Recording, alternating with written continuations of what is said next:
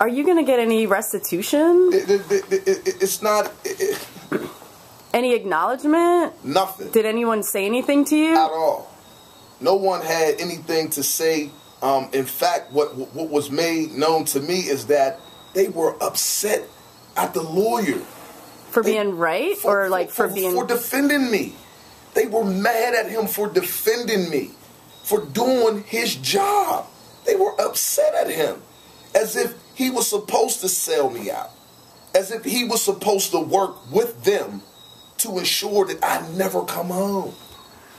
Can you explain some of the circumstances of your crime? Because wasn't the feds twisted up in it? Like, because it was a witness protection, so they were trying to save their asses? There was, at the beginning of the whole situation, I feel like, looking back at it, a concern for them because they didn't perform their duties. The police knew what the circumstances were surrounding this witness that they had. They, according to them, made steps or supposedly took steps to secure this woman's safety. But the burden became her mother's burden. You understand what I'm saying? Mm-hmm. And it got to a point where the mother's like, what am I supposed to do? She's helping you guys. You understand what I'm saying? So why are y'all coming to me asking me for money to put her in a safe place? That's what the situation became. Fast forward a little bit. Y'all know what the situation is. I'm not going to make it like this is Mayberry. This is not Mayberry. It goes down around here. But at the same time, you know, as officers, as law enforcement, you know what the circumstances are. They were supposedly already en route to secure this woman's safety. But yet you turn right around and you drop her off in the very place where you say she's in so much danger. At the point where the mother began putting the focus on them and was ready to hold them accountable for not protecting her child, their backs were against the wall. Somebody had to get arrested, and it didn't matter who. We got to find a scapegoat. Somebody who nobody's going to cry about. Someone who is so irrelevant that when we take his life away, no one's going to say anything. And that's what the situation became. They put me on trial at 19 years old. I was clueless. 4 months after I turned myself in. 4 months on trial for capital murder. I was lost. Cameras everywhere, headlines, gang slaying, Hazelwood mob. This is not my life. Every day you woke up, every day the people back then woke up, man, there was something in the newspaper about this case. Every single day. And it was all painted to make me and 2 other men who I'd have no association with look like we're this gang-banging thug killers who just manipulate the system, all this crazy stuff. But you know what became ironic about all of that? 17 years later, when the community's crying out, yo, you got the wrong person.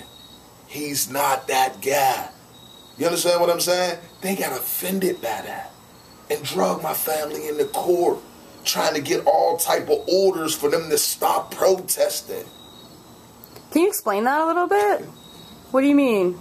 My family, well, initially, of course, the way that I understand it is, when it's news coverage to benefit them, it's all good. But the minute that my family, my community, and people who believed in me, who did their own research, forget what I said, they researched the case for themselves. At the point where they became convinced, like people like the HRC, my family, my community, at the point where these people became convinced that, something went terribly wrong here. This guy may not have been the one who done this. They may have messed up. They began to protest. The district attorney took upon himself to go to the judge and lead him to believe that there's all type of intimidation going on. trying to drum up all of that stuff from the past.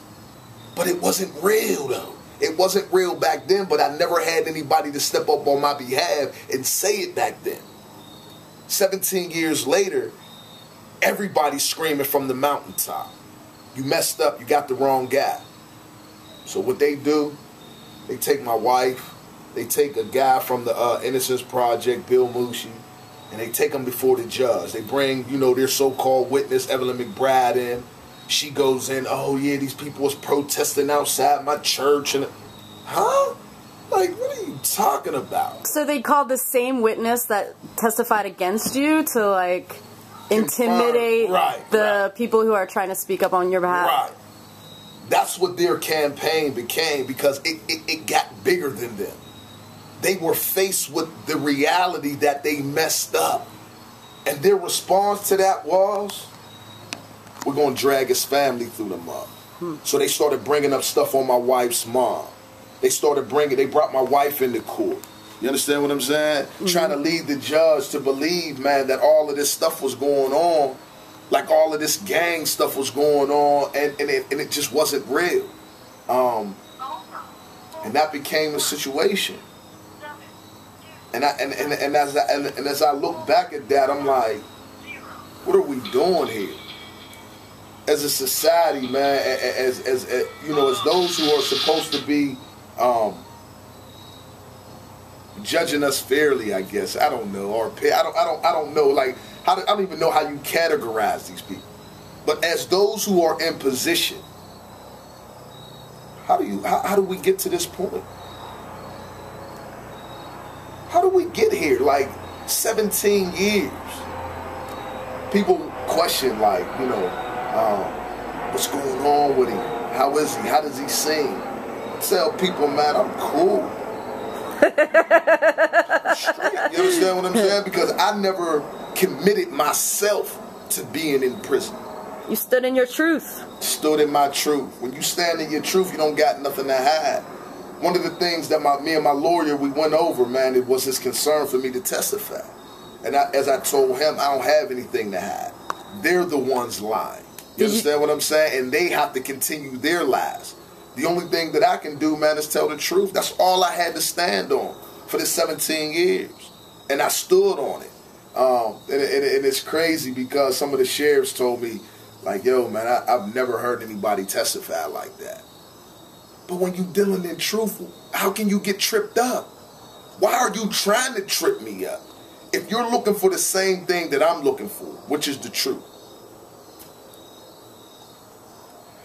But, you know, like I said, man, I know for a fact, man, that a lot of people were rooting for us. I've taken a trip twice since I've been home down to the courthouse. And I thank those who made the process somewhat easy, you know. But I can see and I can visibly tell, man, that people outside of my community began to believe, and they began to hope that that we would win, and that's what we did. But the crazy part about it is that they're not humbled by it. They're not humbled by it, and I don't know what it's going to take. You mean the government? Yeah, they're not humbled by. They were actually, like I said, they were offended and upset about the situation. They really wanted me to rot in jail for the rest of my life. What do you? I just don't know what you say to situations like that, man. Like, I don't got no hate build up in me, because I'm not the type of person to give anybody that type of power over me. Like, you're not even that relevant. But what I don't want people to do, man, is think for a second, man, that it's just okay.